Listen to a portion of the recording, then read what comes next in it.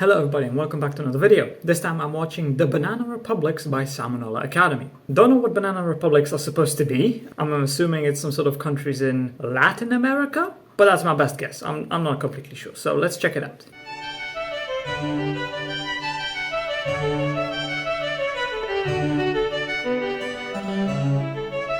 Hey kids, do you like fashionable, high-quality apparel at an affordable price? Well, too bad, because that's not what we're talking about today. I'm going to learn you all a thing or two about the real Banana Republics. Our story begins during the turn of the 20th century in Central and South America. Agriculture's kind of a big deal right now. You've got a ton of little plantations all over the place growing bananas, sugar, pineapples, that kind of thing. And they're doing alright for themselves, no big deal. But then refrigeration happened, and it changed everything. Because now produce could be kept fresh for way longer in transit, meaning the fruit companies could suddenly open up their business to the international market, their biggest new trade partner being the United States. This massive opportunity gave rise to three main companies, known as the United Fruit Company, Cuyamel Fruit Company, and the Vaccaro Bros. By growing, shipping, and selling fruit, these three firms made just obscene amounts of money, a lot of which went towards buying out smaller family-owned farms and plantations. This allowed them to make even obscener amounts of money, until eventually the only competition that remained was each other. And then shit got real. The year is 1910. One of the companies I mentioned, Cuyamel, was doing most of its business in the country of Honduras, when the president of Honduras, Miguel Davila, decided to give a land grant to the Vaccaro Bros in exchange for helping to build some roadways. In doing so, they basically stole a bunch of Cuyamel's potential plantations and gave them to a competitor. So Samuel Zamuri, owner of Cuyamel, said to himself, dang, he's not going to be happy about that. If only there was some way for a guy like me to significantly influence the world around him for his own personal gain.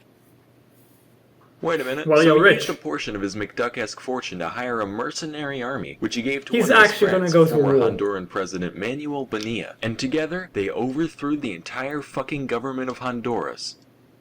Yeah. A banana company. Should've called it Cuyamel. Anyway, Bonilla took power and gave very generous concessions to Cuyamel and United as thanks. But then America saw this, and they were like, hey, that's not very freedom of you, young man. Do that. To which Zamuri replied, it's okay, we're gonna help this country succeed. After all, politics and business are essentially the same thing. Exactly.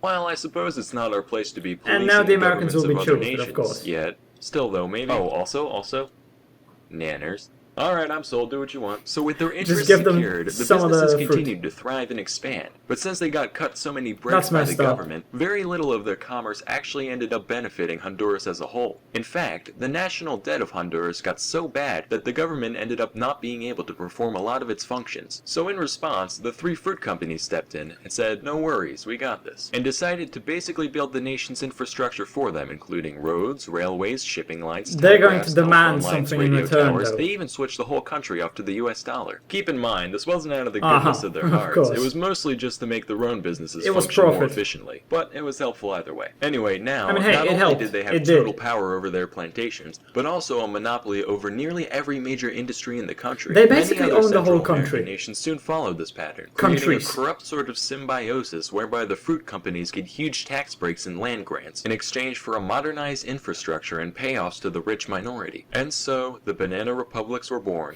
Sounds like a pretty all sweet because gig, of bananas. Right? And it was. For the upper 5% of the population who happen to hold some direct share in the plantations or shipping. Everyone else was just For your average Jose, screwed. though, life mostly consisted of working on land that wasn't even theirs in exchange for dirt-poor wages.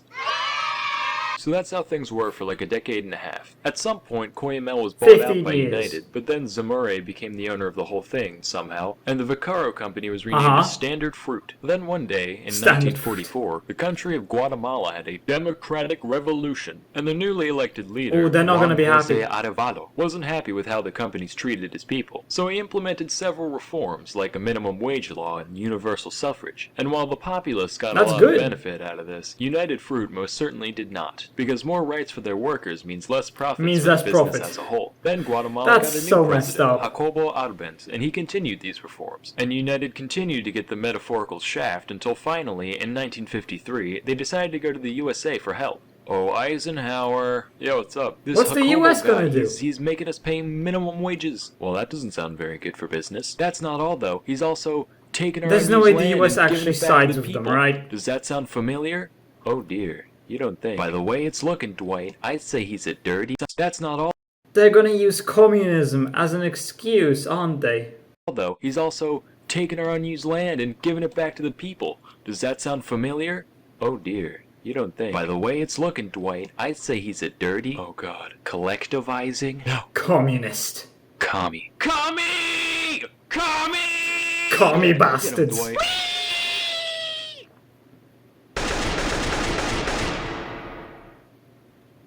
Holy shit, you actually did it. World Star! And from that point onward, Guatemala was ruled by a series of US-backed dictatorships, all the way up until 1996. This kind of situation happened in several other places and times as well, almost always driven by some combination of red fear and yellow love. I won't give any more details for the sake of time, but that doesn't mean they weren't big deals. So you might be wondering, where did these companies go? Surely the clan of banana shenanigans can't still be around today. Well, that's where you're wrong. They're still in operation, just under different names. Standard Fruit changed their name in 1991 to become none other than Dole Food Company. You know, when I was a kid, I used to play a lot of Super Monkey Ball, and I used to wonder what kind of cruel tyrant would just stick an ape in a ball for their own amusement. Well, now I know. Those bastards. As for United, one day in 1976, their CEO decided he couldn't take the heat anymore, so he jumped out the fucking window. That's a real thing, look it up. Then some other guy bought the company and renamed it to, drumroll please, what is it? Chiquita Banana. Chiquita! That's right, ladies and gentlemen. The face you once knew as an innocent, fun-loving dancer/fruit merchant is actually a ruthless tyrant who overthrows democracies and undermines basic human rights for her own profit. Chiquita!